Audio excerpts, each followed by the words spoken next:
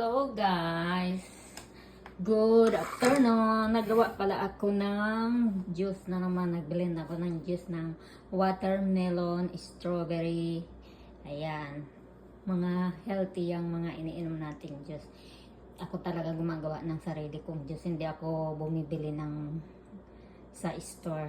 Yung asawa ko mahilig bumili sa store ng juice, pero ako gusto ko yung mga ginagawa ko. Nakakatulong talaga siya.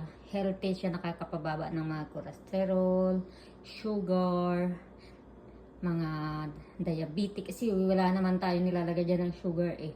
Talagang pure prutas talaga siya. Pure watermelon tsaka strawberry. Ayan. Meron pa ako ditong ginawa. Oh. Ito naman ay